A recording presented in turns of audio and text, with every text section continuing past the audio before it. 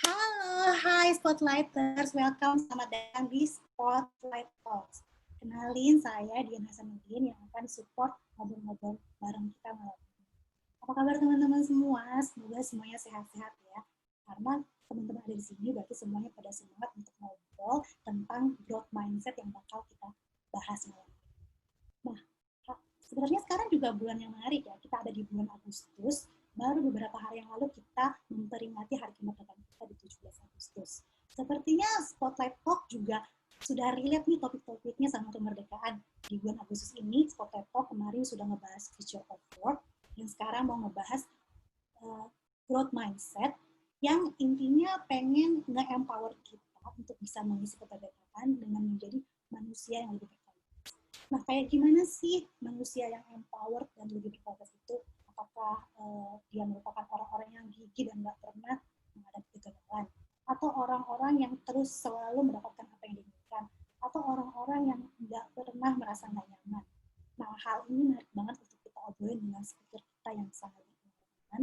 Untuk itu, teman-teman feel free kalau mau nanya langsung aja, bisa join obrolan di chat box atau nyalain mikrofon dan videonya. Sebelum saya kenalin speaker kita, saya cerita dulu bahwa speaker kita ini orang Indonesia, seorang talent spesialis yang bekerja di perusahaan global di Adidas, di headquarternya di Jerman. Mbak Yuki Aryuning Tias. Halo Mbak Yuki. Halo Dian, thank you banget udah diundang. Apa kabar Mbak Yuki, sehat-sehat di sana? Alhamdulillah sehat. Gimana di sana, lagi hujan nggak Mbak kayak di Indonesia? Keterbalikannya sebenarnya di sini lagi musim panas. Oh lagi Jadi musim. iya, jadi kalau masih working from home kayak gini, aku nyebutnya musim pakai daster. Musim pakai daster. Jadi di sana masih working from home, Mbak? Belum ada mix, udah mulai kerja di kantor, aktivitas di luar? Tergantung perusahaannya. Kalau Adidas sih mereka kasih fleksibilitas, bisa masuk ke kantor kalau mau, atau bisa stay at home kalau merasa belum comfortable, atau banyak juga kan yang punya anak. Ngurus anak lebih gampang di rumah, jadi ya stay di rumah. Aku sih prefer working from home for now. Menarik banget ya pola kerja di perusahaan global.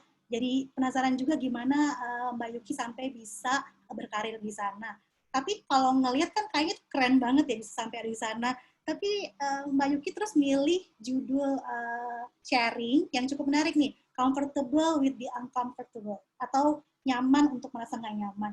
Mungkin Mbak Yuki bisa langsung cerita daripada aku maupun teman-teman di sini penasaran. Silakan Mbak Yuki untuk sharingnya. Boleh, thank you. Thank you, Dian. To start with, kayaknya untuk perkenalan, ini aku tinggal next aja atau ya, thanks. Aku untuk kenalin, aku mikirnya daripada ngenalin CV atau karir, kayaknya aku mikir aku bikin sharing deh. Journey aku seperti apa, uncomfortable moments aku yang pernah aku alami sampai sekarang itu seperti apa. Jadi hidup aku itu terbagi dari 3 chapter, teman-teman.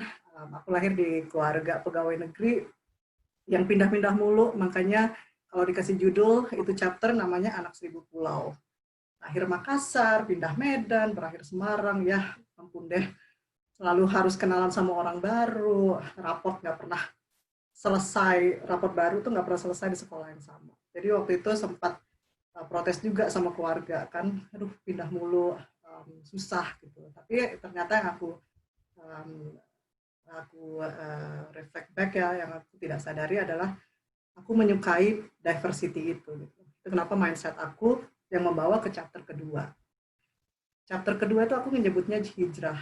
Kenapa? Karena waktu selesai SMA itu aku sempat ditantang juga sama orang tua. Keluarga pegawai negeri, semua sama gitu schedule-nya. Tapi bapak ayah bilang ke aku, bukan berarti kamu harus jadi pegawai negeri juga. Coba pikirin kamu tuh sukanya apa, bagaimana mau berkembang. Itulah kenapa aku cari pengalaman dan alhamdulillah bisa ke Belanda untuk sekolah S1, dapat beasiswa dengan semangat yang, waduh semangat 45 banget nih. Dengan hari kemerdekaan gini kan, mikirnya selesai sekolah pasti akan bisa dapat karir di Belanda langsung, ngumpulin duit, so on and so on. kejadiannya adalah another uncomfortable moment yang aku hadapi di sana. Selesai sekolah, lulus, financial crisis. Pengen kerja, lapangan kerja tidak banyak kan ya di Belanda, jadi aku milih untuk pulang ke Indonesia dan memulai karir di Indonesia. Tapi pemikiran aku untuk develop, untuk punya karir internasional itu selalu ada. Jadi selama di Indonesia, 2 tahun aku kerja di Indonesia, aku cari peluang master. Alhamdulillah dapat lagi kesempatan di Jerman, itu 7 tahun yang lalu, di mana aku ambil MBA, aku decided untuk belajar finance, karena aku ngerasa finance kalau mau kerja di bisnis, finance itu penting. Makanya aku belajar finance, selesai finance, selesai MBA, aku dapat kesempatan kerja di Adidas. Dan aku udah di Adidas selama 5 tahun. Dan mungkin kalau aku boleh cerita sedikit lebih banyak tentang karir aku di Adidas ya, dan kenapa akhirnya kita pengen sharing tentang growth mindset. Kalau boleh ke slide berikutnya. Nah, aku di Adidas itu selalu di dunia talent. Jadi waktu teman-teman Spotlight, ngobrol-ngobrol sama teman Spotlight, apa nih yang bisa di-sharing? Aku tuh mikir, dari semua project yang pernah aku jalani, ada satu hal yang selalu sama, selalu menjadi backbone. Gimana kita melihat talent, gimana kita develop talent, gimana kita memilih talent. Dan itu adalah growth mindset. Nah, aku mulai karir tuh di rekrutmen. Dari satu proyek yang menarik di situ adalah aku sempat berkecimpung di restrukturisasi. Jadi market Eropa kita itu sempat di review ulang. Jadi aku diminta untuk membantu bagaimana nih memilih membuat struktur yang baru. Dan challenge-nya adalah dari katakanlah 1.000 orang, aku harus memilih top, let's say 200 people menjadi departemen itu. Nah, pemilihannya tidak cuma dilihat dari pengalaman atau apa pengetahuan yang mereka tahu, tapi di situ kita juga memilih berdasarkan growth mindset. Berdasarkan bagaimana sih orang-orang ini sudah approach their challenges, bagaimana sih mereka mencoba excel beyond the expectation. Nah, itu yang aku pengen sharing juga later on ya. Dari rekrutmen, terus aku diminta untuk lead, ada satu leadership program namanya Talent Carousel. Di Adidas itu, Talent Carousel adalah pemilihan, jadi tiap tahun kita milih 20 top leaders dari ribuan orang, yang kita put investment, time, effort, and basically everything. 20 orang yang kita pikir mereka adalah orang-orang yang punya highest growth mindset, yang punya potensi paling besar untuk menjadi future leaders kita. Nah, challenge-nya dari memilih 20 orang dari 1.000 orang tidak segampang itu, dan yang kita lakukan adalah 90% dari karakteristik yang kita taruh untuk pemilihan itu selalu berdasarkan bagaimana orang ini develop themselves, bagaimana mereka keep continuing improving themselves. Nah, dari situ terus aku sekarang di dunia learning and performance, di mana proyek-proyek aku itu banyak dealing tentang support atau tools yang semua employees bisa pakai untuk develop diri mereka. Kalau mereka mau promosi, apa sih step-step yang bisa mereka lakukan berdasarkan growth mindset. Kalau mereka mau pindah divisi, contohnya apa juga step-step yang bisa mereka lakukan. Nah, dari 3 proyek ini, melihat 5 tahun terakhir, growth mindset itu selalu jadi tema gitu. Kenapa waktu ngobrol sama teman-teman Spotlight, aku pengen sharing nih apa yang sudah aku lihat di elemen ini, dan bagaimana teman-teman sekalian juga bisa take the learning, atau mungkin step-step apa yang teman-teman bisa langsung ambil dari pembelajaran kami. So, dari tadi ngomongin growth mindset-nya kayaknya udah 20 kali kali ya. Nah,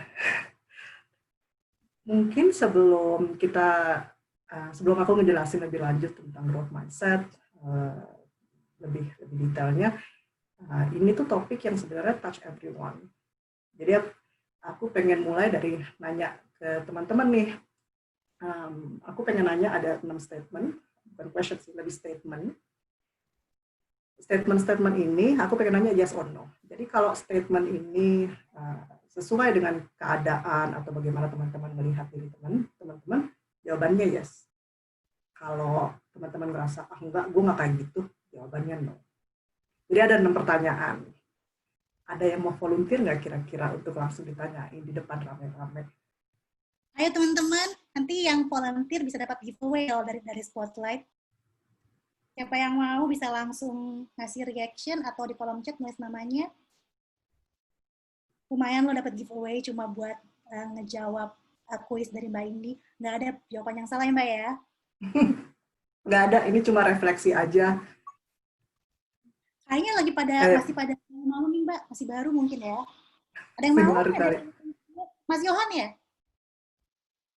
Halo Mas Yohan. Langsung nyalain mikrofonnya Mas. Halo. Hai Yohan, apa kabar? Halo Kak. Baik. Boleh perkenalan dikit nggak? Kan tak kenal maka tak sayang katanya. Ya, nama saya Yohan. Saya kerja sih cuman sebagai freelance aja. Keren freelance. Cool. Jadi gini ya, aku akan sharing statementnya satu persatu. Yohan refleksi aja nih satu pertanyaan pertama atau statement pertama. Ini sesuai nggak ya sama gimana aku selama ini menyikapinya gitu. Buat teman-teman yang lain juga bisa lakuin sendiri, nggak usah malu-malu, bisa dicatat, bisa dihitung berapa yes, berapa no. So statement pertama,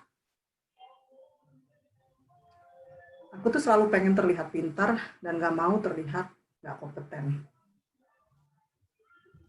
Kalau ada topik baru nih, mau nanya, nggak usah lah ya, ntar dikira bego. Sering nggak? Yes. Untuk yang kedua, aku ngerasa kemampuan aku tuh udah takdir dari sono, dari Allah. Udah nggak bisa dirubah.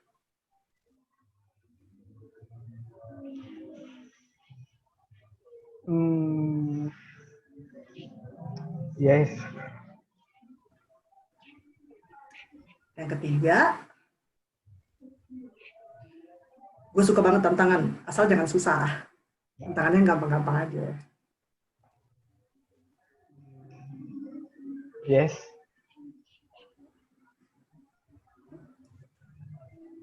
Yang keempat, oke mungkin ke teman, kalau lagi ngerjain project nih, terus susah, udah frustasi nyoba berapa kali, udah cari gampangnya aja.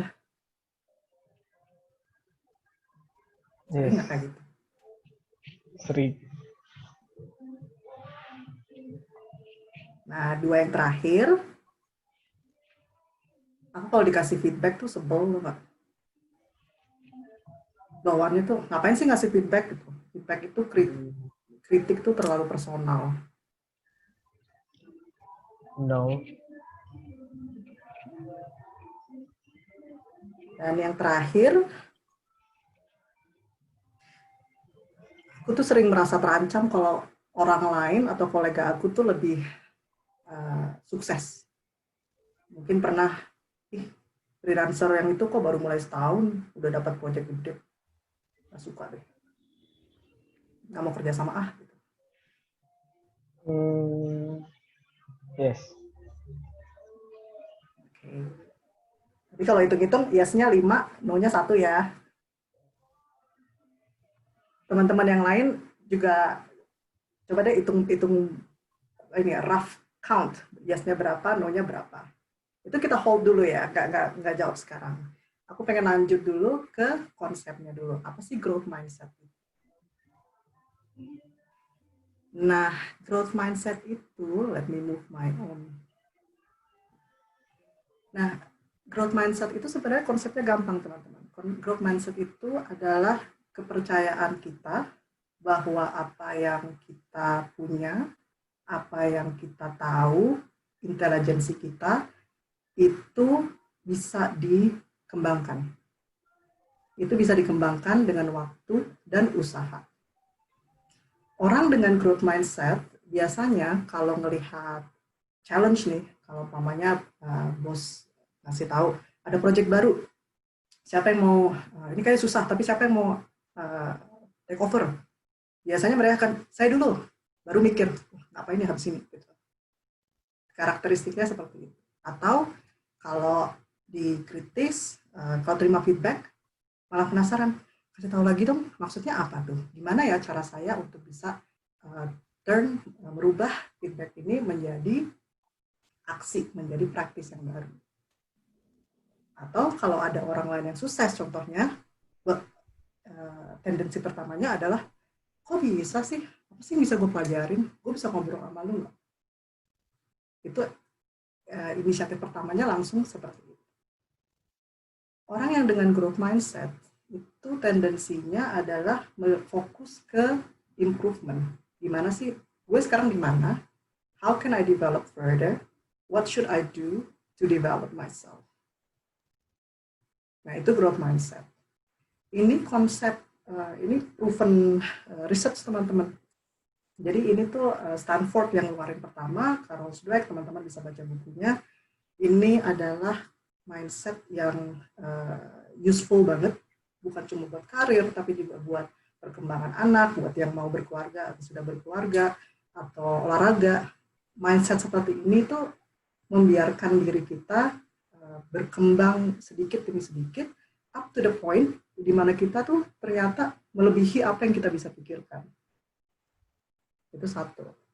Nah, di sisi lainnya, sebelum pindah ke sisi lain nih, growth mindset, kira-kira clear nggak gimana nih, Dian? Shall we move to the next, to fixed mindset? Yang kurang jelas atau mau langsung aja chat box, atau bisa juga nyalain mikrofonnya ya. Jadi aku lanjut ya, itu kan tadi growth mindset. Fixed mindset itu completely the opposite. Itu apa sih bahasa Indonesia? Keterbalikannya. Fixed mindset itu adalah kepercayaan diri atau pola pikir kita yang kita mikirnya karena gua nggak punya intelijensi ini, karena gua nggak bisa ini, ya udah itu aja gitu. Kemampuan gua udah dari kayak gini. Karena gue nggak sekolah level apa, gue nggak akan pernah bisa jadi apa gitu. Pemikiran-pemikiran seperti itu. Biasanya karakteristiknya adalah kalau ada challenge, malu-malu, nggak mau, takut gagal. Daripada nyoba gagal, mending gue nggak usah. Kalau dapat effort, kalau umpamanya lagi ngerjain project nih, udahlah segini aja, nggak usah nyoba yang lain, susah. Kan dari dulu udah pakai cara yang sama, udah gitu aja, nggak usah belajar yang lain.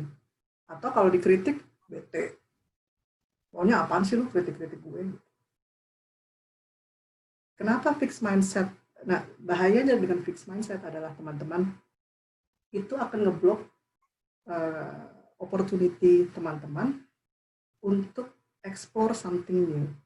Karena biasanya kalau kita berada di fixed mindset, biasanya kita akan selalu mikirnya, aduh, gue mau selalu terlihat kompeten. Jadi gue nggak usah nanya-nanya, karena nanti gue kelihatan bego gitu. Ini kayaknya pertanyaan gue terlalu basic deh, nggak mau nanya, nggak mau nyoba. Gitu. Contohnya seperti itu. Atau mau terlihat pintar gitu. Jadi kan ngeblok bagaimana teman-teman bisa belajar dari teman-teman yang lain. Kembali ke pertanyaan yang tadi, banyak 6 statement yang tadi saya tanya itu banyak statement tentang fixed mindset. Kalau teman-teman yang ngejawab yes-nya lebih dari 3, unfortunately teman-teman masih banyak di fixed mindset. Johan jangan keluar ya, jangan leave the room nih.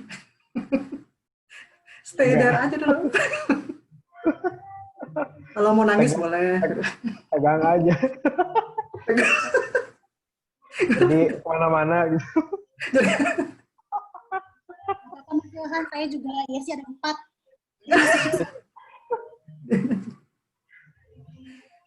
Nah, waktu aku banyak mulai berkecimpung, aku juga sama. Aku yang banyak banget fixed mindset-nya gitu.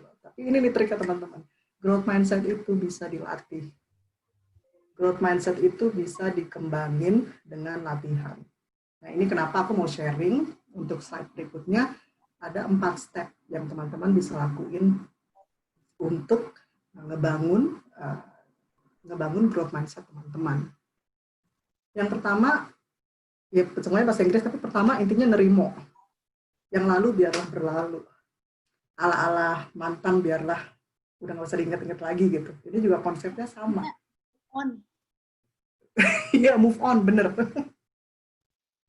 Tapi benar-benar nerimo in the sense bahwa terimalah bahwa kalau masih ngerasa sering nyesel, ngerasa sering ngedumel tentang masa lalu, ya teman-teman give that time gitu. Kalau belum bisa nerima, kasih deadline. Oke, gua akan ngedumel sampai minggu depan. Tapi sampai setelah minggu gue nggak akan ngedumel lagi. Gue akan ngelihat masa depan, apa yang bisa gue fokusin. Bisa kok, karena aku juga ngerasain gitu. Kadang-kadang susah. Kalau masih ngedumel, ya kasih deadline. Dari situ. Yang kedua, buat schedule, bikin clear apa sih yang gue mau achieve. Ada yang pakai 3 tahun ke depan gue mau katakanlah punya perusahaan. Kalau Johan mungkin ya 5 tahun ke depan saya mau punya perusahaan dengan 10 orang pegawai. Nah, orang-orang seperti itu, skill apa nih yang gue butuh? Dari tahu skillnya, experience apa nih yang gue butuh? Nah itu bikin sedetail mungkin. Jadi teman-teman tahu apa yang teman-teman mau pelajari. Dari yang ketiga, teman-teman review. Jadi jangan cuma naruh proses, terus jalanin mulu, aja bulldozer terus. Jangan, ada step-stepnya. Setiap step back. Udah ngelakuin sesuatu nih, step back, terus ngeliat nih. How did it go? Apa nih pembelajaran gue? Gue ngerasa tertantang nggak ya? Gue ngerasa uncomfortable nggak ya? Karena kita tuh learning, kita grow, itu di saat kita merasa uncomfortable. Itu kenapa topiknya comfortable with the uncomfortable. Masuk ke zona baru, masuk ke tantangan baru, itu biasanya agak nervous gitu. Itu wajar. Nah, itu yang mau kita cari. Dan yang keempat adalah proaktif cari feedback. Nanya ke orang, jangan nunggu entarlah dia ngasih tahu feedbacknya gimana. Enggak, kita yang harusnya nanya ke orang. Project gue kemarin menurut lo gimana nih? Ada yang bisa gue lakuin differently nggak? Nah ini proses 1, 2, 3, 4 ini teman-teman bukan 1, 2, 3, 4 dan enggak, ini tuh loops. Jadi kalau teman-teman udah di nomor 4, mulai lagi nomor 1. Coba deh, kalau teman-teman coba 3 kali, 4 kali, lama-lama teman-teman terbiasa. Lama-lama pertanyaan-pertanyaan tadi tuh, 6 pertanyaan itu, yang jawabannya tadi yes, jadinya udah no. Jadi nggak malu-malu kalau nanya. Kalau ngelihat orang sukses malah, coffee chat yuk, pengen tahu nih. Yang bisa gue pelajari apa. Itu sih, that's the end of my presentation. Johan, terima kasih banget udah sharing feedback-nya. Gimana Mas Johan, ada yang mau ditanyain nggak? Mumpung masih ngobrol-ngobrol nih, langsung aja ke Mbak Yuki. Cukup. Masih syok ya, tulisnya banyak. Masih syok. Saya juga ya siap 4 nih. Ya, noise 1.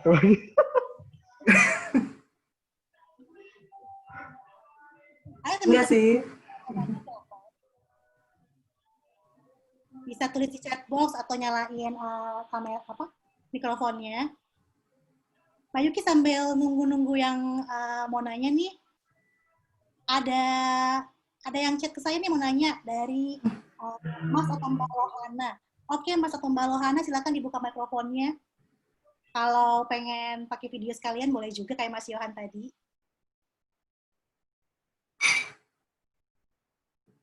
Halo Mas Lohana, ini Mas apa Mbak ya Lohana? Mbak. Halo. Halo. Iya, makasih kesempatannya. Halo Mbak Yuki, salam kenal. Salam kenal juga. Iya. Orang Indonesia tapi Jepang ya, Yuki. Banyak yang bilang kayak Oh, iya. gitu. Iya, Enggak, iya. kulitnya Jawa dan Sumbawa nih. Enggak Jepang-Jepang amat. Oh, gitu. Asia. Betul. Iya. Oke, menarik Mbak, apa namanya, tentang growth mindset. By the way, tadi saya juga ikutan jawab tuh yang 6 pertanyaan itu. Ternyata saya juga masih punya satu yes ya, satu kedua ya, satu yes ternyata. Jadi masih di fix mindset juga ya, oke. Gini Mbak, tapi ya masih adalah lumayan ya punya bekal growth mindset sebenarnya saya. Jadi gini pertanyaan saya, growth mindset itu sebenarnya kebutuhan siapa sih Mbak? Pribadi atau organisasi? Jadi kalau misalkan ini nanti kaitannya begini, kalau misalkan itu memang kebutuhan pribadi, ketika kita sudah merasa punya atau kemudian memang punya bekal growth mindset, akan tetapi kita berada di sebuah organisasi atau kemudian apalah gitu yang menaungi atau tempat kita beraktivitas itu tidak mengapresiasi atau kemudian ada kadangkala organisasi yang kemudian fokusnya di output gitu ya, atau hasil akhir bukan proses. Padahal learning itu adalah proses atau growth itu adalah proses, tidak kemudian tiba-tiba end gitu ya, atau kemudian berhasil atau perform tadi.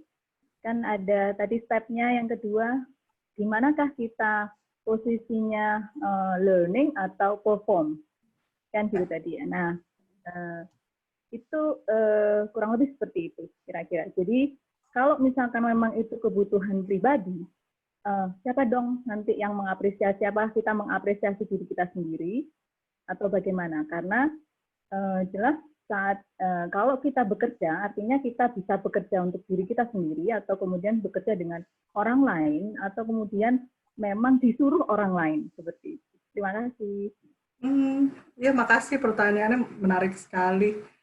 Aku jawabannya ya untuk dua-duanya, individual dan organisasi. Individual ini lebih opsi ya. Growth mindset itu kalau teman-teman mencari cara bagaimana sih untuk meraih potensi sebesar-besarnya, beyond unlimited and beyond beyond what you can imagine right now, latihlah growth mindset, karena itu kayak jadi otot yang ngebantu kita bahwa setiap step, setiap challenge itu kita akan approach seperti itu. Nah, itu satu dalam pembelajaran, mungkin kalau aku bisa kasih contoh, role model aku contohnya Pak Habibie gitu ya. Aku paling suka tuh waktu almarhum sudah senior sekalipun, saat interview, di saat dia tidak tahu sesuatu, dia curious sekali, pengen belajar, what can I learn more. Nah, inisiatif seperti itu datangnya dari keterbiasaan. Nah, apa tadi yang aku cerita itu, di saat kita membiasakan diri untuk raise our hands, wants to know more, want to develop more, itu ke arahnya ke sana. Jadi untuk individu, ini adalah cara bagaimana untuk approach the best out of you. Nah, untuk organisasi, sekarang sih kayaknya organisasi internasional pasti memasukkan growth mindset dalam struktur mereka, bagaimana mereka develop talent ya. Mungkin dan bukan berarti one to another juga.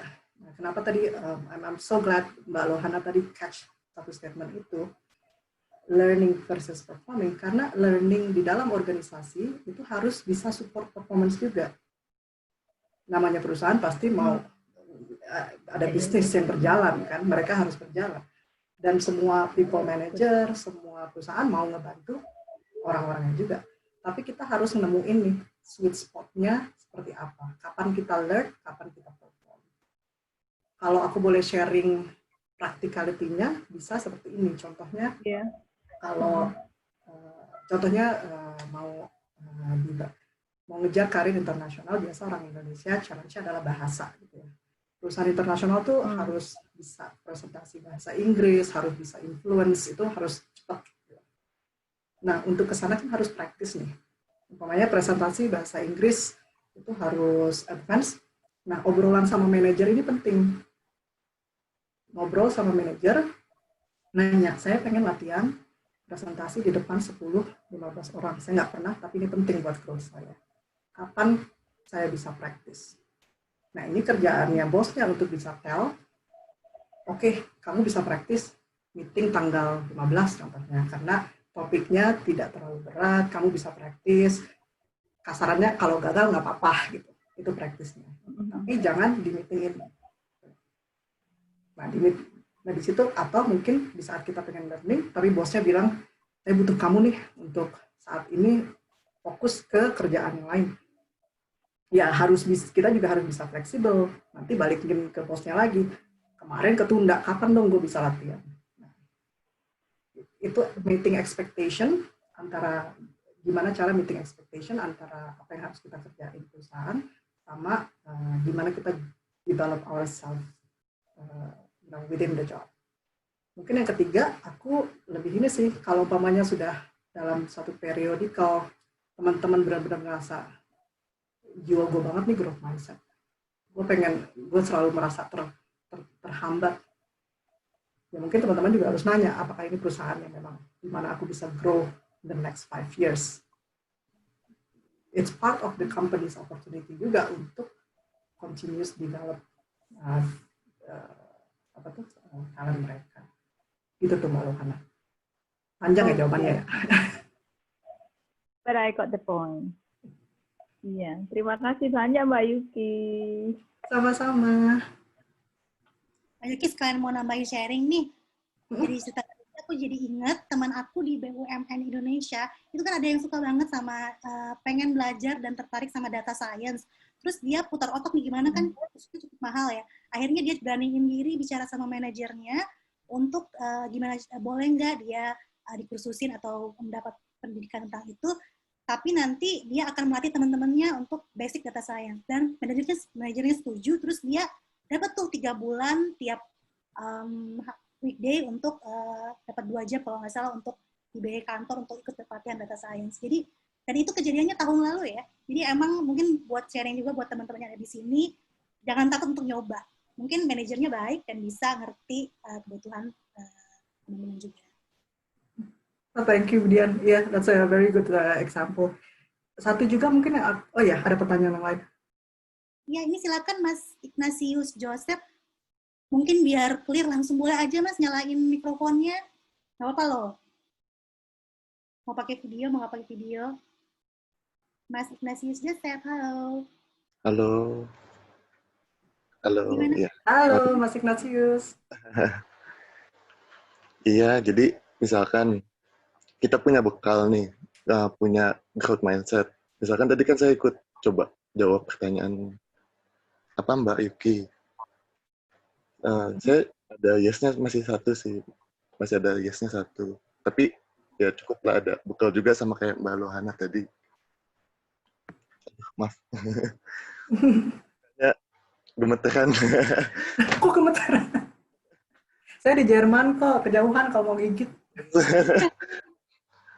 Nggak biasa ngomong depan banyak orang soalnya, maaf. Jadi mau nanya soal growth mindset. Misalkan kita udah punya growth mindset nih bekalnya, tapi kita tuh masih suka minder.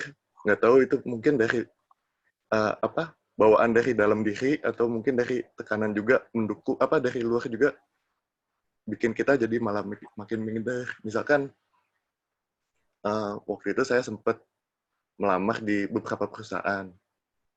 Terus saya merasa awalnya waktu itu sih ya saya cukup lah untuk melamar di sini bisa. Dan akhirnya saya sempat melamar di beberapa sekitar 10 atau belasan gitu. Dan akhirnya malah saya merasa kok nggak diterima lagi. Jadi mindernya tuh malah makin naik gitu. Jadi saya ingin mau coba berkembang, tapi mungkin dari lingkungan juga, mungkin dari dalam diri saya juga malah jadi makin neken saya untuk udah cukup sampai sini aja gitu. Gimana cara kita buat ngurangin rasa minder itu sama biar kita tetap bisa berkembang gitu. Makasih. Makasih banget pertanyaannya. Jadi kalau to start with, nge-apply kerjaan banyak, ditolak banyak kali itu normal banget. Kerjaan saya yang pertama juga sama. Sakit gitu tiap nerima email, sorry, nggak keterima. Itu jadi jangan, it's normal, it's absolutely normal. Ada trik-triknya yang Ignatius bisa lakukan adalah secara personal, cari someone yang kamu bisa percaya, teman dekat atau gimana, minta bantuan sama dia, gue bantu lo, gue minta lo untuk help ini, build confidence gue gitu. Jadi kalau Ignatius kayak ngerasa, aduh terima 3 lamaran, ditolak lagi nih, datang nih ke dia ngobrol-ngobrol, minta dia untuk ngasih tahu, Ignatius, lu tuh keren tahu, inget nggak sih lu pernah ngelakuin ini apa segala macam. Itu trik-trik kecil, jadi kita nggak terlalu mikir ke apa yang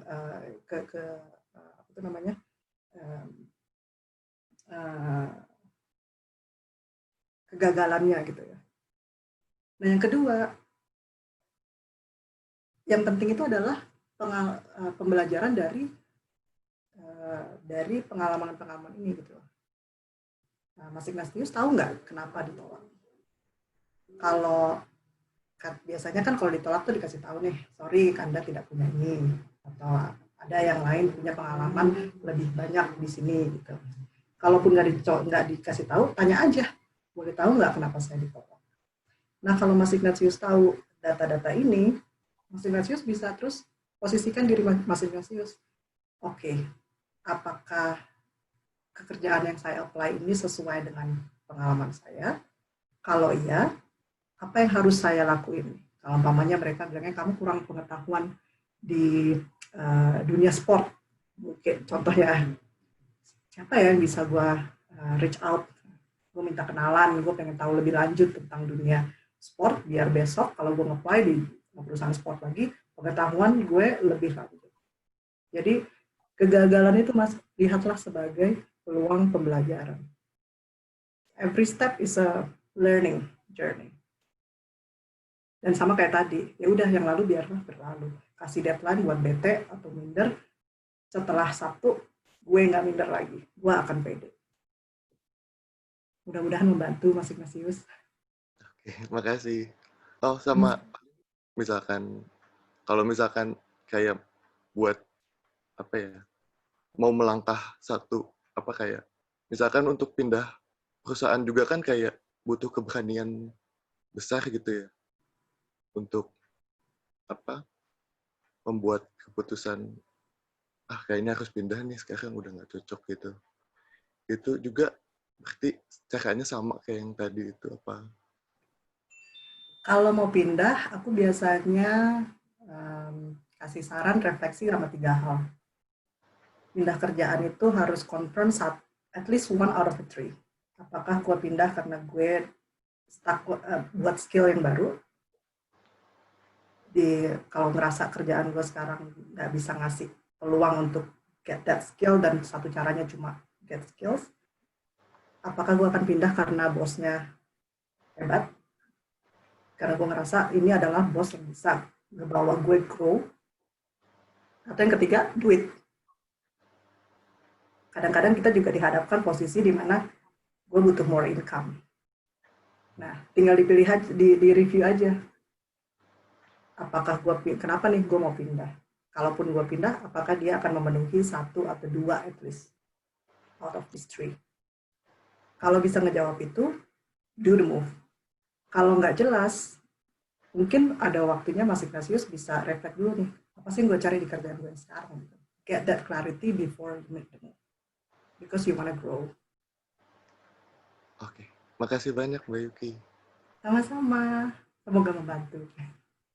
Udah jelas ya Mas Ignatius. Mbak, ini ada yang nanya lagi nih Mbak dari penonton, ada hand nonton. Dari teman-teman ada yang raise hand. Namanya Lea. Silakan Lea. Halo. Halo Mbak Yuki, halo Mbak Halo. Dian. Halo Mbak Lia. Ya Mbak, aku agak telat kira-kira 7-8 menit, jadi kalau bertanya yang sudah disampaikan, mohon maaf duluan ya Mbak. Ini Mbak, aku mau nanya, kalau misalnya terkait Grow Mindset ini, bisa nggak ya Mbak kita ngembangin Grow Mindset ini secara kolektif di organisasinya kita? Seperti itu kan. Nah, terus tadi Mbak udah menjawab pertanyaan sebelumnya, di beberapa organisasi internasional sudah ada bagaimana mengembangkan Grow Mindset. Bisa kasih kita contoh atau metode yang Mbak kira-kira yang bisa kita aplikasikan. Saya kerjanya di pemerintahan Mbak, yang bisa diaplikasikan di pemerintahan.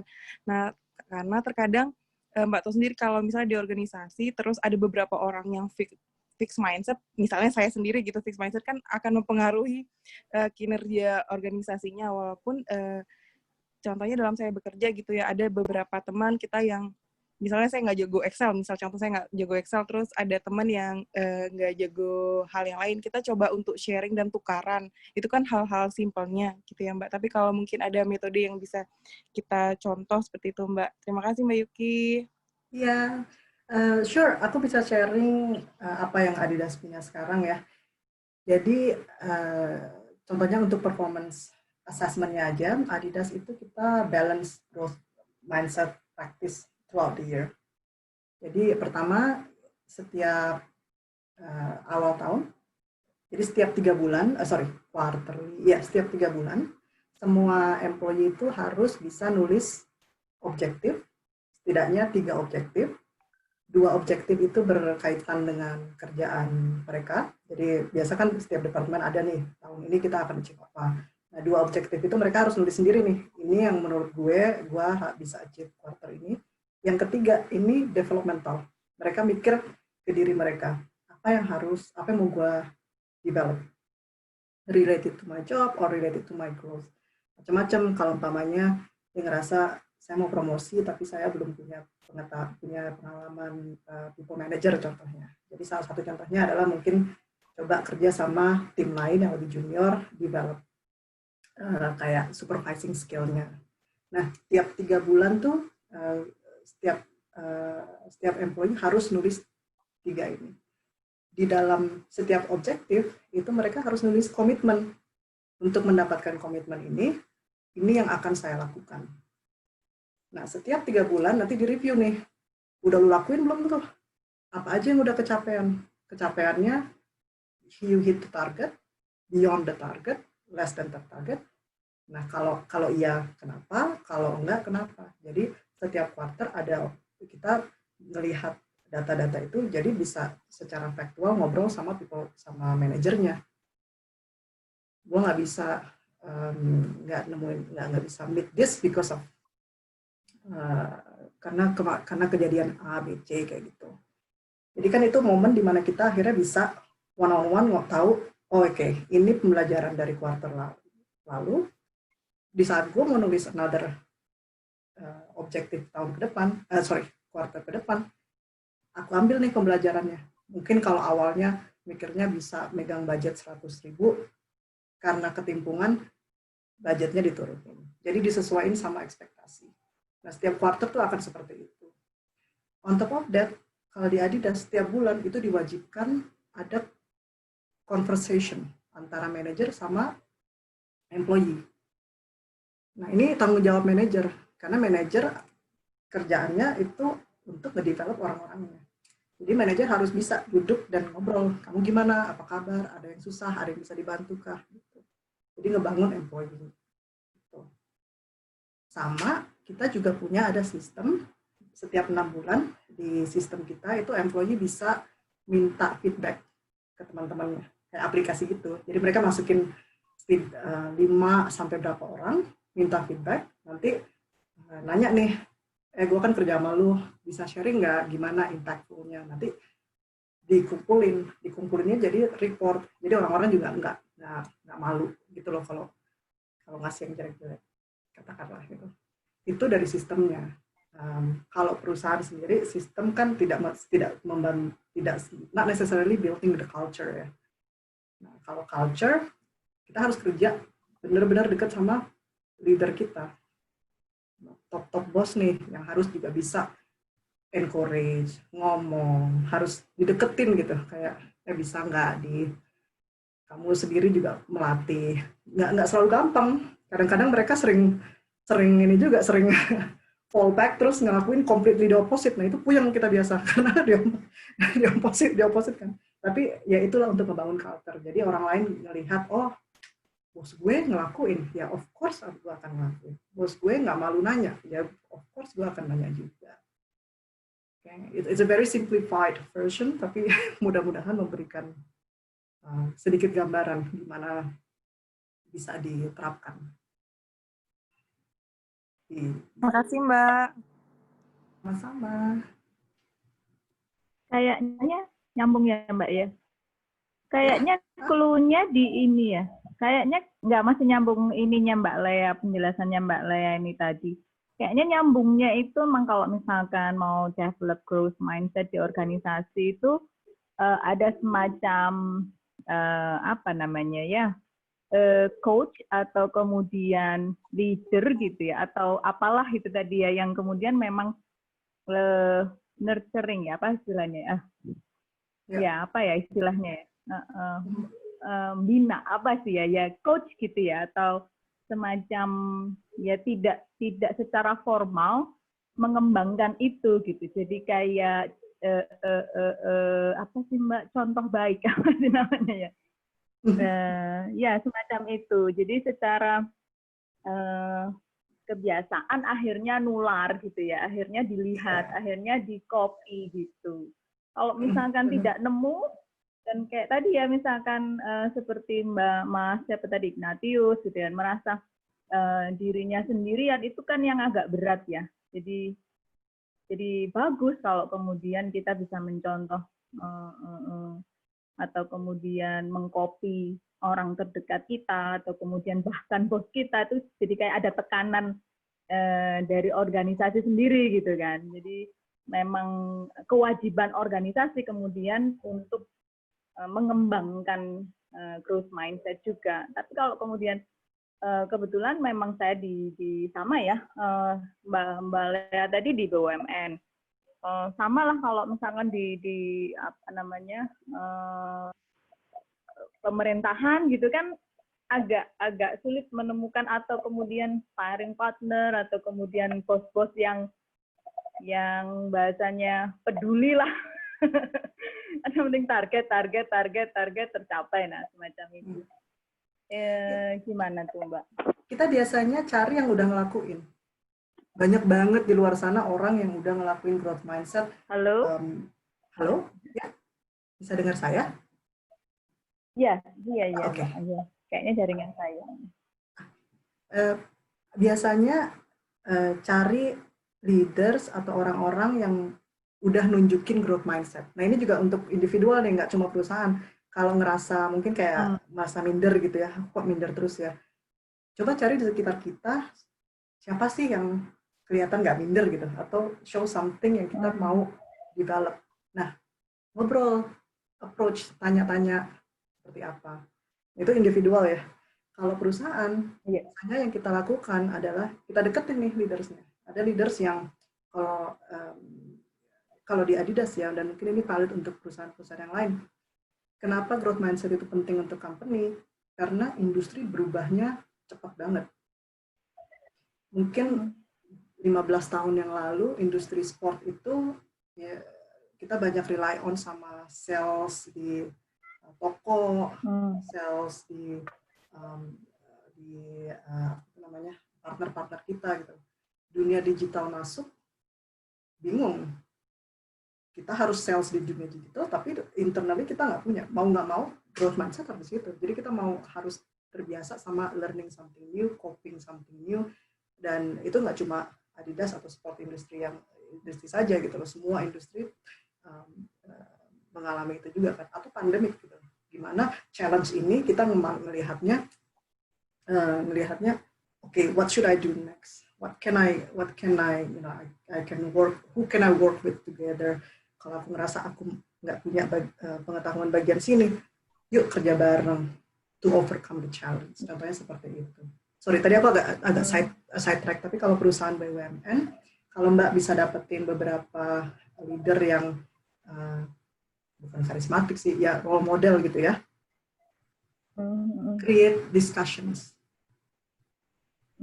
Momen-momen pembelajaran itu membantu domino effect gitu. Jadi banyak orang-orang yang mungkin nggak yang oke, gue akan langsung berubah, nggak, tapi mereka mulai menumbuhkan benih-benih buat mereka mencoba sesuatu yang baru. Ya journey-nya emang agak lama ya, karena ya exactly. But in our case, that's the most efficient one. Oke, menarik sekali Mbak Yuki dengan jawaban-jawabannya. Ini masih ada lagi nih yang mau bertanya, ada Mas WK Alamah. Mas WK, mau nyalain enggak? Oh ya, saya jadi ngomong deh, Mbak. Langsung aja dong, Tadi Mas. soalnya lagi ngerjain sesuatu. Ya. Sibuk banget nih. Halo Mbak Yuki. Halo. Malam. Di sana masih jam berapa? Sore ya? Selisih 5 jam kalau nggak salah. Iya, di sini masih jam 3:30 sore. Oh, 3:30 sore. Okay. Tadi saya bertanya tuh, yang di chat tuh, ini. Jadi, apakah perusahaan sebesar Adidas itu juga ngalamin tantangan untuk perampingan pegawai di kondisi pandemi kayak gini? Terus, bagaimana, kalau misal iya, bagaimana caranya buat perusahaan sebesar Adidas untuk meet expectation antara talent dan perusahaan dalam kondisi seperti ini? Itu yang pertama. Yang kedua, ntar habis ini deh, mau tanya dua soalnya. Okay. Mau mikir dulu ya? Apa Mbak? Mau mikir dulu baru nanya lagi. Enggak, ya, beda pertanyaannya. Apa langsung aja? Boleh langsung juga, silakan. Yang satunya sih ini sih. Jadi kan tadi dari teman-teman juga yang soal minder ataupun apa ya? Kayak gimana sih ngatasin minder kayak gitu di perusahaan. Nah, yang saya tanyain tuh hampir mirip sih. Jadi kayak kadang kita pindah ke perusahaan baru, gimana sih caranya biar ngilangin kayak mindset di orang-orang perusahaan baru itu yang saya nyebutnya kayak superioritas lah. Jadi kayak mereka emang berpikirnya maju, growth mindset. Kita pun sebagai orang baru mungkin perlu adaptasi di lingkungan itu, dan sebenarnya kita pun juga masuk di situ pun karena kita ya capable buat di situ. Dan ketika kita masuk, mungkin beberapa orang, misal kita masuk langsung jadi role di supervisor lah gitu lah, setara itu. Dan bawahan-bawahan kita tuh merasa mereka ini supervisor baru tuh kayak nggak apa ya, mereka nggak mungkin ngelihat dari backgroundnya yang beda atau ngelihat dari apanya saya nggak tahu yang beda pokoknya. Jadi mereka ngerasa yang dibilang supervisor ini kok nggak apa ya, kok nggak sesuai mereka. Padahal sebenarnya kalau misal pas si supervisor ini ngobrol sama manajer, ngobrol sama director, sampai ke si CEO atau CEO pun sebenarnya kayak udah sama gitu yang bakal disampaikan ke anak buahnya si supervisor ini, tapi kayak nggak dipercaya. Nah, gimana caranya ngatasin hal itu di lingkungan? Itu kan juga bridging antara apa individu sama orang-orang di perusahaan itu sendiri buat ke goals-nya gitu sih. Itu sih, Mbak. Ini aku kalau boleh clarify pertanyaannya, jadi gimana supervisornya itu dia tidak terlihat kredibel ya? Iya, tidak terlihat walaupun sebenarnya dia capable gitu. Dia kredibel. Oke, dan pertanyaannya lebih gimana nih, kalau gimana menjadi supervisornya atau lebih Ya, gimana tips menempatkan diri di kondisi seperti itu ketika anak buahnya itu belum begitu percaya, padahal sebenarnya sama aja gitu antara, jadi mereka baru mau nurut ketika atasnya si supervisor lagi tuh baru turun ke mereka gitu, ke timnya gitu. Jadi mungkin Mas Weka kadang sebagai supervisornya ya Mas ya. Iya kayak gitu. oke. Kepercayaan nggak bisa dipaksa ya. Jadi memang kepercayaan itu kan di gain. Kadang-kadang kita kalau kalau saya jadi supervisornya, kadang-kadang kita nggak tahu nih kondisinya seperti apa nih tim sebelumnya, apa yang mereka harapkan, bagaimana, dan itu satu. Tapi di saat kita pindah kerjaan itu, satu yang kita tahu, kalau saya jadi supervisornya, saya tahu apa yang harus saya achieve di kerjaan ini. Posisi people manager itu ada dua hal yang harus kita balance. Satu, achieve business, jadi bos gue mintanya apa, gue harus deliver. Yang kedua, gimana kita bisa ngebantu tim saya. Nah, kalau saya jadi supervisornya, yes, mungkin sekarang masih agak ada friksi, nggak langsung percaya, tapi nggak usah terlalu dipikirin banget ke bagian situnya.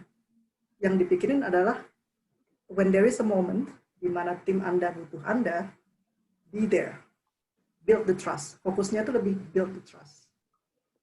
Itu satu. Sama komunikasi. Try to be open, try to be walaupun mungkin mereka nggak yang ogah-ogahan gitu ya. Proaktif aja, jadi give the positive attitude gitu loh. Kayak, hey, aku dengar ini nih dari COO, aku mau sharing aja gitu. You know, build that positivity from your side. Hopefully nanti trust-nya akan datang dari timnya. If you are doing that well, dengar dan basically put yourself as a support function, biasanya trust akan selalu datang. That's one thing. Emang nyebelin kalau timnya nggak ngedengerin kita, terus tiba-tiba kok yang atas ngomong yang sama terus ngedengerin, ya emang iya.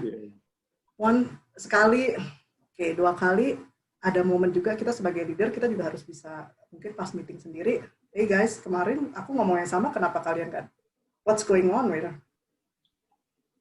It's okay untuk juga sharing seperti itu. Kultur company berbeda-beda, tapi kalau kita juga, kalau Adidas contohnya ya langsung bisa bilang gitu kan, kenapa sekarang lu ngedengerin, kemarin gue bilang yang sama kagak lu dengerin, apakah aku yang tidak jelas? Jadi bring humble approach gitu. How can I deliver the same message? Jadi kalian bisa take action next time. Selalu bawa dari in the spirit atau buat benefit dari timnya. Insya Allah lama-lama trust-nya terbuild. Gimana tuh Mas Weka? Kira-kira bisa nggak Mas Weka? Asumsinya Mas Weka yang supervisornya. Ya, probably bisa sih Mbak. Mungkin ngobrol-ngobrol sama HR, mungkin mereka bisa kasih tahu sedikit background, timnya seperti apa. Atau ngobrol sama atasan juga. Kadang, gue boleh sharing, bukannya ngebuka aib gitu ya, tapi lebih kayak punya leadership challenge nih, boleh sharing ini nggak? Boleh minta feedback nggak? Nah biasanya kalau kita membuka kayak gini, pengalaman aku nih contohnya, ternyata timnya itu emang susah diatur. Nah bos gue tuh ngomong, ya emang tim lu yang emang susah, kagak usah dipikirin.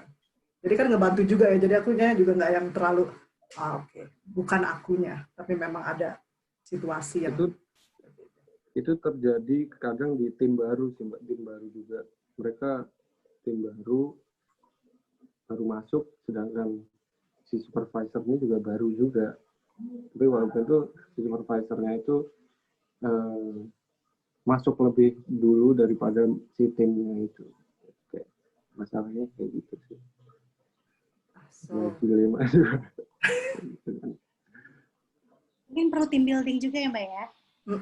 Kayaknya be kreatif juga sih building relationship-nya. Coba ini deh, apa tuh? Ada kan storm form, ada curve di mana tim baru dibangun tuh ada step-stepnya. Coba ini deh, coba explore. Karena ada bagian di mana kita mulai kenal satu sama lain. Dan itu bukan step per step gitu loh. Kadang-kadang stormnya duluan, kayak badainya di depan, baru trust-nya muncul. Nah, karena kalau kita ngikutin, oh kita balik ke storm nih, ya udah aksi-aksi apa aja yang bisa lakuin biar balik ke forming, sama-sama having same understanding. Pak Yuki, berarti team building ini juga merupakan skill yang bisa jadi bagian dari growth mindset ya, kalau kita ngadepin kesulitan komunikasi. Challenge-nya kadang kalau people manager, tim ini ya, beberapa sudah amazing banget. Kalau mereka, gue leader nih, gue tahu gue mau tim gue ngelakuin ini, susah banget. Kasih tahu berkali-kali nggak bisa gitu. Bisa juga nih, yuk guys, setengah hari clear the schedule, sit together. Ini challenge-nya kita sama-sama brainstorming. How do we want to approach it? What will be the challenge? Jadi, in the end, kita agree on what we need to deliver. Bukan aku yang bilang kamu harus melakukan seperti ini.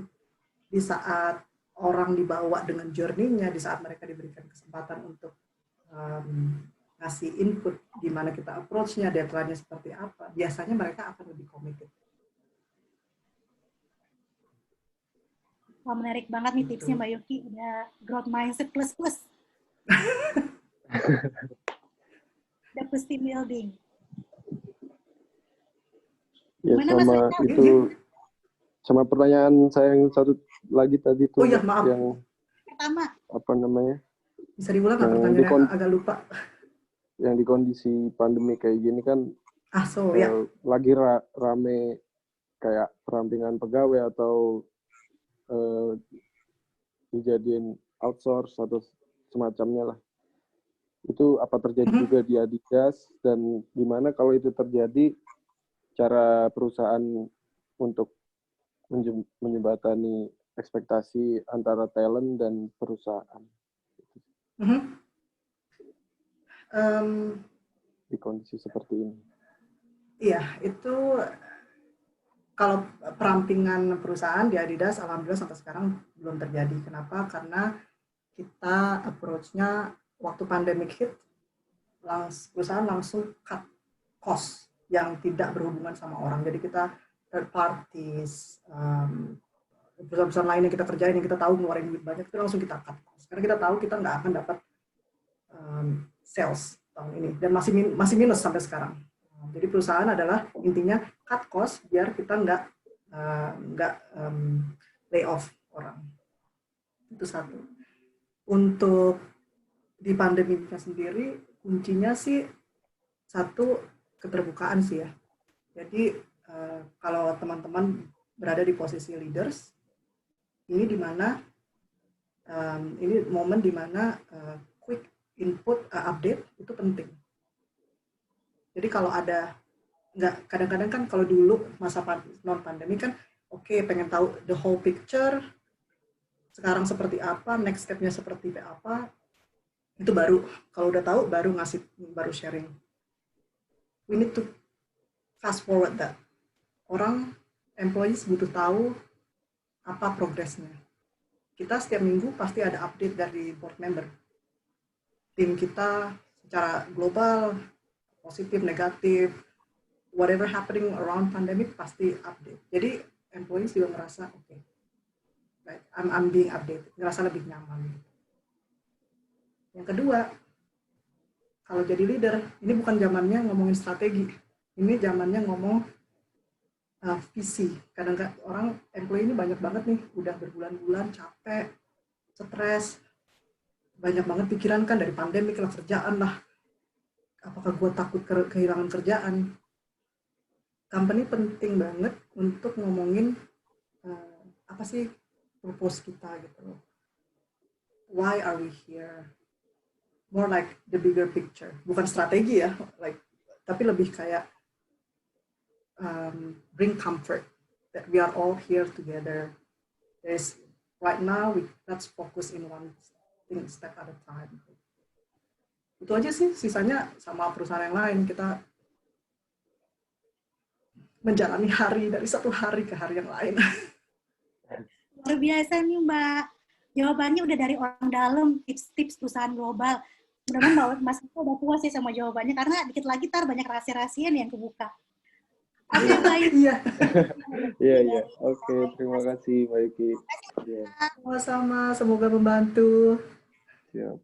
Ini ada pertanyaan lagi Mbak dari Mbak Ayu Asih. Mbak Ayu Asih mau langsung ditanyain, mungkin nyalain mikrofonnya. Kalau lagi bisa, halo? Halo Mbak Ayu Asih. Sorry. Hai. Gimana langsung aja silakan Mbak Yuki. Sambil bantuin anak-anak lagi malam. Sorry. Hai Mbak Yuki, thank you sharingnya. Aku tuh ada satu ganjalan dari yang 6 pertanyaan tadi itu. Salah satunya adalah ketakutan untuk bertanya pertanyaan yang bodoh gitu loh. Kadang-kadang kayak Mbak itu, it's so basic. Why do you ask the question gitu loh kan? Nah itu sering banget, apalagi tadi banyak juga ya teman-teman dari pemerintahan ya, apalagi kalau di pemerintahan tuh kalau misalnya kita nanya sesuatu yang dianggap bodoh gitu kan kayaknya nanti kita langsung dicap sebagai tidak inform gitu loh kan. Makanya satu hambatan aku tuh adalah tidak mau terlihat bodoh gitu. Dan itu bagaimana ya caranya overcome to overcome the fear of asking stupid questions. Itu yang thank you. Sama-sama. Bisa trik paling gampang pertama practice ini using structure question-nya. Jadi pertanyaan kita bisa bertanya hal yang sama dengan cara yang berbeda. Instead of saying, "Lupa kok saya nggak tahu ya tentang itu." Kita bisa tanya, "Pak, kemarin tuh saya pengetahuannya seperti ini. Yang saya tahu kita seperti ini, tapi Bapak bilang seperti ini. Bisa dijelasin lagi nggak?" Jadi orang kalau ngedengarinnya, kita sebenarnya tahu bahwa, oh, emang Mbak Ayu ini thorough. Dia nanya karena memang dia mau connect what she knows or what she doesn't know. Nah itu praktis aja. Bisa pas mau nanya, bisa ditulis aja dulu gitu. Atau mulai ditaruh di otak gitu ya. Kadang, how should I put this, baru angkat tangan. Nah, trik-trik muter pertanyaannya itu Mbak akan mendapatkan jawaban, tapi juga orang orang akan melihatnya, oke, detail nih. Itu kadang-kadang trik yang paling gampang. Yang kedua, saya punya satu interview, experience interview saya memorable banget. Saya nge-hire untuk direktur. Kita kasih business case. Jadi interview itu kita kasih business case, kasih laptop, coba kamu solve case-nya. Contohnya pakai Excel gitu ya. Ini orang udah amazing banget sampai di point itu, terus dia bilang gini, I can't do it. Saya nggak bisa. Terus kita, kenapa kamu nggak bisa? Dia bilang gini, saya nggak bisa karena saya nggak tahu sistem ini. Tapi kalau kamu kasih tahu saya bagaimana ngerjain sistem ini, saya bisa rubah ini sistem jadi hal yang lain.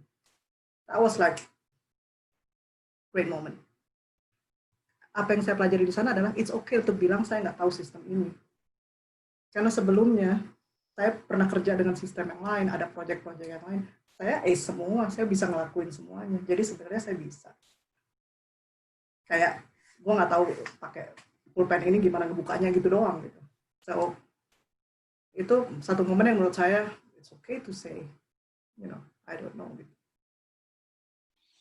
Jadi mudah-mudahan trik praktikal dan sedikit inspirasi.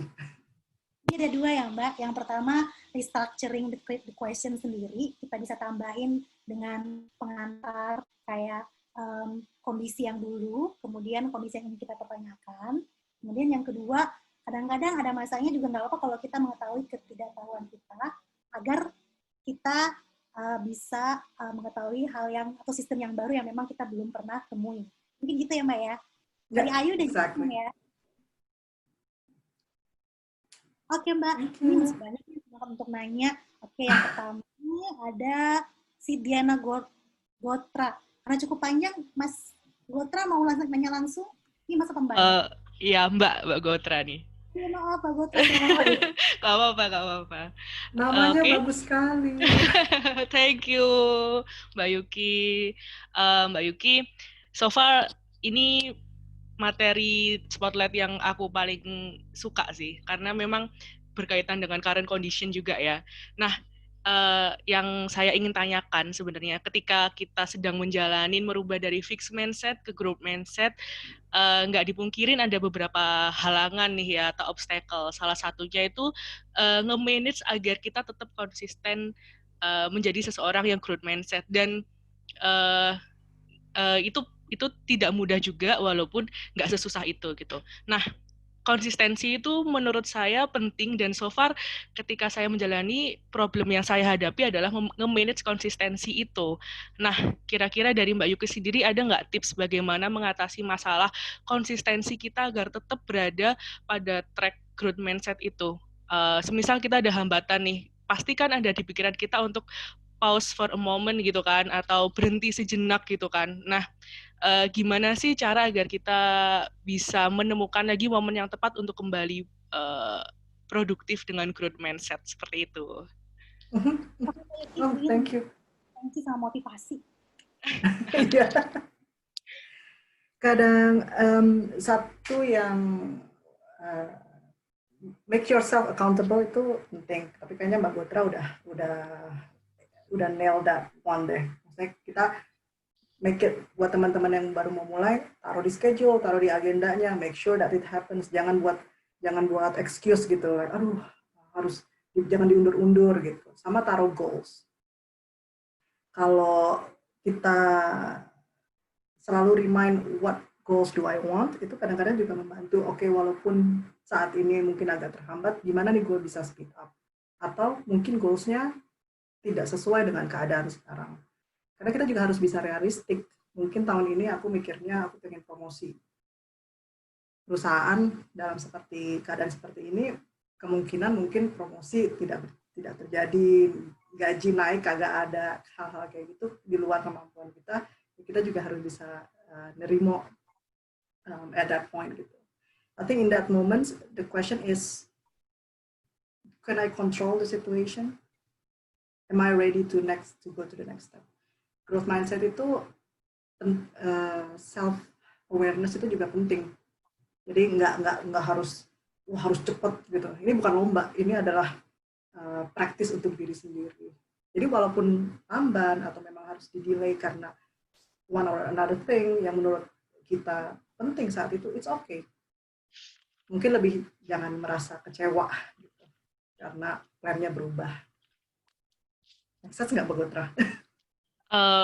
Ya, karena kan growth mindset ini seperti yang tadi dibilang adalah loop ya, benar ya Mbak Yuki. Jadi dari create a goal, eksekusi, review, lalu kembali lagi gitu. Kadang kita tuh loop-nya sendiri, kita terjebak dalam loop itu sih sebenarnya.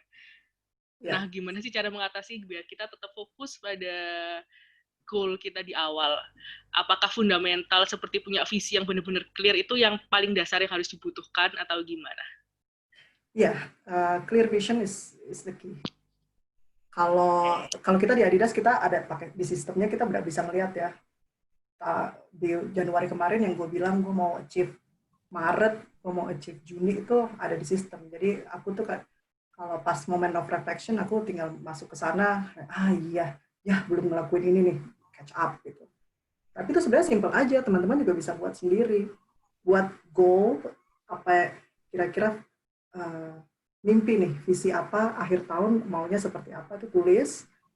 In order to get there, apa nih step-stepnya, terus taruh tanggal. Nah, tanggalnya kita harus accountable, tanggalnya harus benar-benar di-hit gitu loh. We need to try, kalau pemain kita agak lelet, ya gimana kita adjust-nya. Karena seperti Mbak Gotra bilang, it's a loop, tapi kalau bukan cuma loop doang, it's about looking at what the quality of each of the steps. Oke. Jadi visi yang clear itu juga perlu time frame yang jelas ya Mbak Yuki ya? Iya. Karena time frame itu membantu apa yang akan kita lakukan, practice kita, kita make sure that we actually do that instead of panjang-panjangin gitu.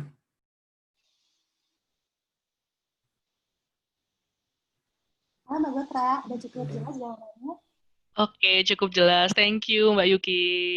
Coba ya. Sama-sama. Ini Mbak masih ada pertanyaan lagi dari Mbak Renisa. Silakan Mbak Renisa, bisa langsung nanya aja, nyalain mikrofonnya. Alright, halo Kak Yuki. Halo Mbak. Alright, so aku di sini mau tanya, it's kind of the same with si Diana Gotra, I think. Menurut saya sepertinya in order to have a growth mindset, kayaknya menurut saya nih, you have to have a open-minded, terus harus humble juga, dan harus optimistic ke diri kita. Nah, but what if you have like a bad day? Gimana kalau misalnya kita harus enjoy our time aja untuk living in the present? Atau gimana misalnya if your expectation-nya nggak sesuai sama reality, ya kan? Tadi katanya tidak boleh kecewa. But after all kita coba lagi kan. Nah, sampai akhirnya ada suatu titik di situ namanya gimana kalau ternyata kita terlalu push ourselves too hard. How do we know that exactly? Thank you. Makasih ya. Sama-sama. Ada beberapa pertanyaan di situ ya. Bukan, satu yang aku mau koreksi, bukan berarti kita nggak boleh kecewa. Boleh kecewa, wajar banget kecewa. Kecewanya jangan kelamaan aja. Kasih waktu gitu. Kalau udah kecewa kan biasa sebel banget, dunia tidak adil apa segala macam. Udah kasih tuh waktu, terus mulai mikir, kenapa sih aku kecewa? Apakah aku kecewa karena usahaku untuk katakanlah I don't know, performance level 8 ternyata cuma 6, kenapa tuh? Nah, mulai refleksi effortnya apa, what went well, what didn't, what went wrong, atau what didn't go well, itu ditulis. Kayak menulis buku harian, tapi pakai refleksi. Oh, seperti ini, dicatat. Nah, dari situ, kalau udah mulai, oke, berarti, nah di situ juga akhirnya kita bisa mikir, apakah goal aku ini realistis nggak? Realistisnya akan selalu berdasarkan di mana kita sekarang gitu. It's okay banget kalau mungkin awal tahun kita mikirnya, wah gue mau jadi presiden or whatever ya. Ternyata pertengahan tahun, kayaknya jadi RT dulu deh gitu. Karena untuk kalau memang hal-hal yang kalau udah realize, ada hal-hal yang ternyata aku harus develop dulu nih. Ya udah diganti goalnya. Jangan, maksudnya kalau ngerasa, nah itu satu. Sama yang kedua feedback itu penting banget.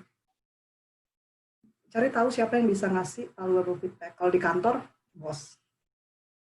Cari tahu exactly, hopefully bosnya pada baik-baik semua, bisa ngasih arahan, bisa ngasih input. Nah, selalu minta feedback. Apa nih yang bisa gue lakuin lebih? Aku bakal nyoba sesuatu yang baru deh. Next time aku akan seperti ini. Bisa nggak nanti aku review sama Anda setelah aku ngelakuinnya. Nah, get that feedback. Dan trust on that feedback juga gitu ya. Dipikirin juga. Oke, feedbacknya bilang, kayaknya kamu jangan presentasi di depan 30 orang dulu deh. Karena kemarin masih gagap-gagap gitu contohnya. Coba sama 5 orang dulu. Kalau nanya 5 orang bilangnya sama, ya aimnya di situ dulu. Gitu. Jadi goalnya tuh emang harus sesuai ini juga, sesuai kenyataan juga. Gitu. Bukan berarti kita jadinya nurunin goal, enggak. Tapi kita bisa fokus ke satu hal dulu. Karena nggak akan bisa lari kalau belum bisa jalan kan. Jadi kalau kita jadinya goalnya kita samain sama kemampuan kita dalam waktu yang kita tentuin, di saat kita achieve itu baru kita ke berikutnya. Lama-lama berkembang, nyampe juga jadi presiden juga nanti. Tapi tahu-tahu, kok gue di sini gitu. Gitu sih. Jadi lama-lama jadi excited sama progresnya. Nggak terlalu melihat, resultnya banget. Gitu. So enjoying the progress ya. Enjoy Thank the you very learning, enjoy the failure, been there, done that juga. Lama-lama failure tuh jadi kayak, gue udah nyoba kok. Gue tahu nih apa yang bisa gue ambil gitu. Oke Mbak Yuki, mungkin itu relate juga ya sama step ketiga tadi di growth mindset, yaitu create a review process. Ya. Jadi kita bisa mereview visi yang udah dibangun. Oke, ini Mbak masih ada pertanyaan, mungkin ini yang terakhir lah. Terakhir Boleh. ya, Mas Aku seneng banget Mikael. lo bisa jawab-jawab gini. Mas Mikael bisa nyalain langsung mikrofonnya biar bisa langsung nanya. Halo Mas Mikael. Oke, halo. Hai. Silakan Mas. Nah, halo Mbak Yuki.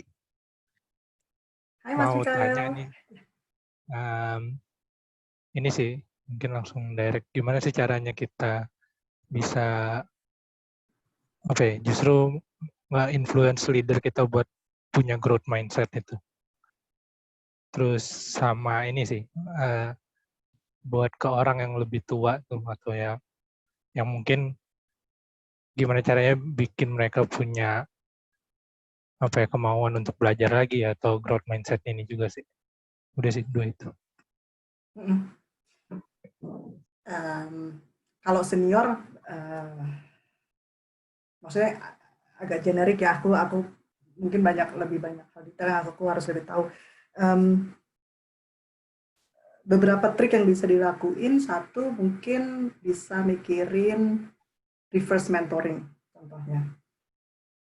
Generasi anak muda nih, generasi di bawah gue, karena gue udah tua, generasi Z itu mereka kayak benar-benar kan mereka haus akan learning, haus akan something new.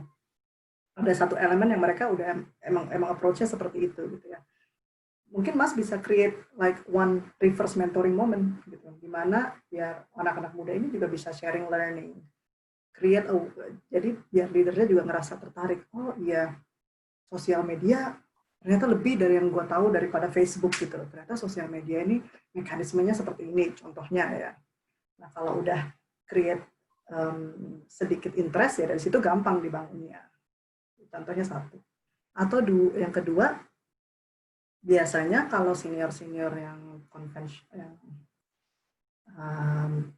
kalau up to one level udah agak susah ngerubahnya ya Mas ya.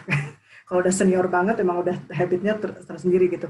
Tapi mungkin yang Mas bisa lakukan adalah bawa show result. Jadi kalau umpamanya kayak growth mindset yang ada satu inisiatif nih yang Mas pikirin. Tapi Mas ngerasa kalau saya datang ke bos saya pasti enggak deh. Coba deh beraniin ngobrol sama divisi-divisi lain. Guys, mau nggak kita explore? Kerja bareng yuk. Tap into the new territory, the unknown. Build something, bawa resultnya. Biasanya bos mah kalau ngelihat result, oke, gimana gue bisa membantu? Nah, di situ baru Mas bisa bring him atau her with the journey. Kayak gitu. Mungkin itu dua tips ya. Growth mindset itu ya nggak bisa, atau sharing bukunya aja Mas. Kalau orangnya tipenya Carol ini kan, Carol Dweck emang bukunya menurut saya menarik sekali ya. Kalau dia senior dan suka baca, this is like a very eye opening gitu. Oke. Gitu. Sebenarnya sih karena ini juga sih kayak lebih karena kondisi sekarang yang jadi pandemi ini sama kondisi di sekitarnya sih yang nggak mendukung juga tentang untuk growth mindset ini. Jadi kayak lebih ke arah cuek walaupun dia punya kemampuan untuk menginfluence orang sebenarnya. Cuma karena kondisinya lagi begini. Kalau di situ mungkin kalau dari Mas ngomong cuek, aku trigger pertamanya dengan kata cuek adalah ini momen sebagai leader di mana mereka bisa memberi inspirasi, memberi to be in the eye level juga sama employee-nya, bahwa hey, I don't have all the answers, but I want to be here with you, and I'm gonna be in the same journey with you. I'll try my best to help you. I'll give you updates. but let's work together. So far aku melihat leaders yang bisa approach yang show that interest itu ya itu menghadapi kecuekannya ya, if that helps. Sama yang kedua, mungkin beliau butuh rest, self awareness juga gitu. Mungkin beliau cuek karena beliau juga capek, frustasi juga gitu. Growth mindset itu juga tahu kita posisinya di mana. Kalau berani sih mungkin Mas bisa bilang, are you okay? Is everything fine? I saw you differently. Dulu kamu, wah ini banget, energetik banget. Sekarang agak beda. Mungkin bisa disaranin untuk take care of himself juga. Leader tuh, kasihannya leader sekarang nih di posisi pandemik, dia sendiri juga bingung, tapi dia juga harus, make sure timnya juga ngerasa benar. Nah, di sini dimana dia harus benar-benar juga menjaga diri sendiri juga gitu loh. Stay healthy, rest. Trust me, it's a very simple, tapi tidur yang benar, keep yourself physically healthy, itu penting banget. Mungkin gitu Mas, mungkin bisa ngobrol. Oke deh. Terima kasih. Silahkan coba ya tips. Mbak Yuki, ini ada pertanyaan terakhir, paling terakhir dari Mas Hamzah Hatta. Silakan Mas Hamzah kalau mau dibuka mikrofonnya. Sebagai the last one. Halo, Mas Hamzah. Halo Mbak, masuk ya suaranya? Halo, Mas. Iya, mau nanya aja, mumpung ikutan. Lebih ke opini sih. Menurut Mbak,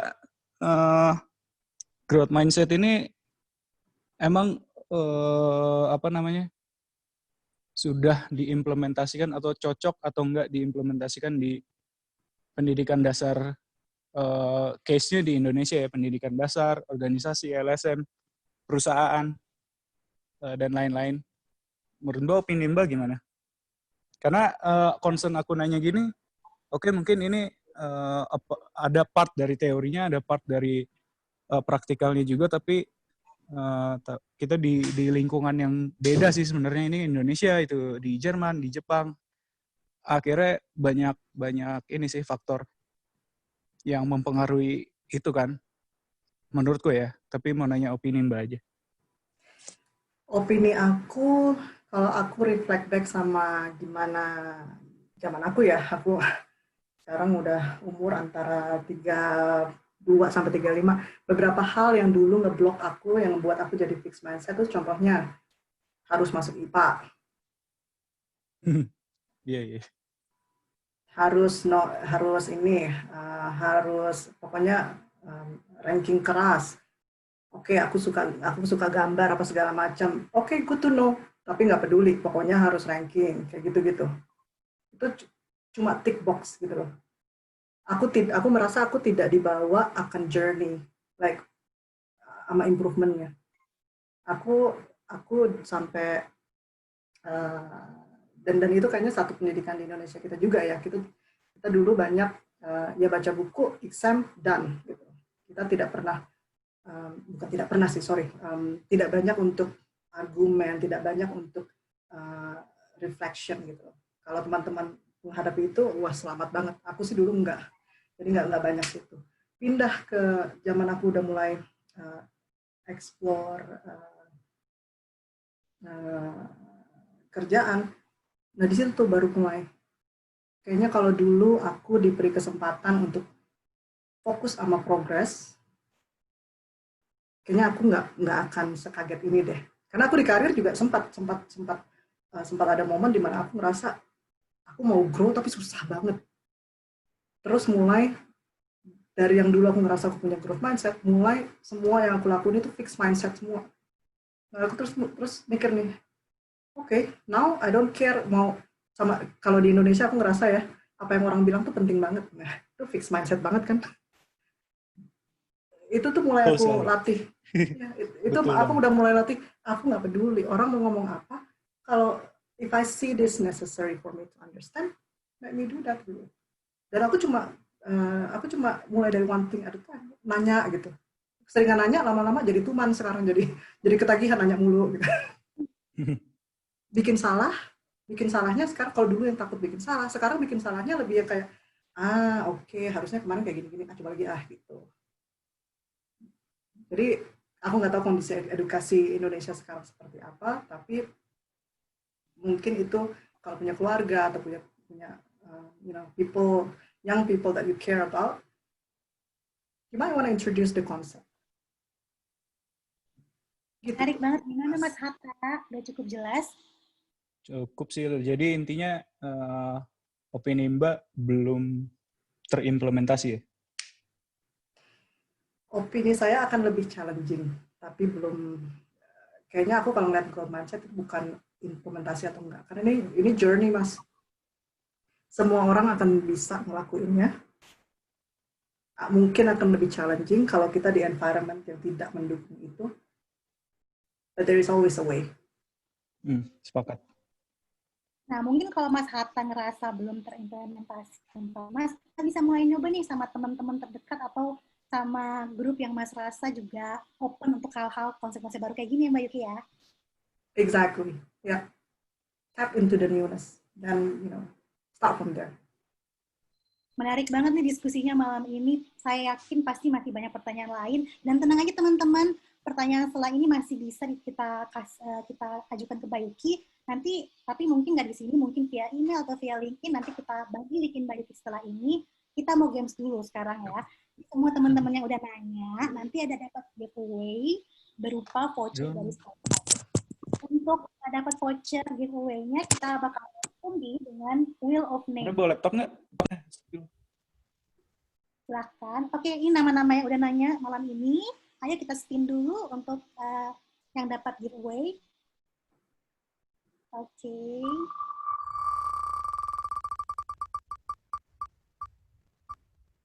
Jadi ini mesin yang milih ya, pakai wheelofnames.com, bukan dari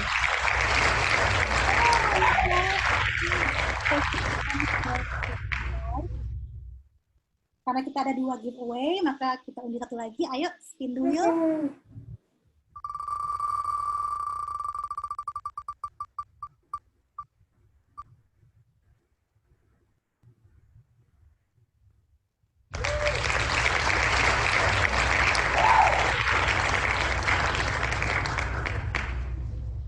Voucher kedua dari Spotlight. Nah, untuk voucher ketiga, kita kasih ke Mbak Yuki yang akan memilih penanya yang menurut Mbak Yuki akan dikasih giveaway. Pilihan Mbak Yuki nih.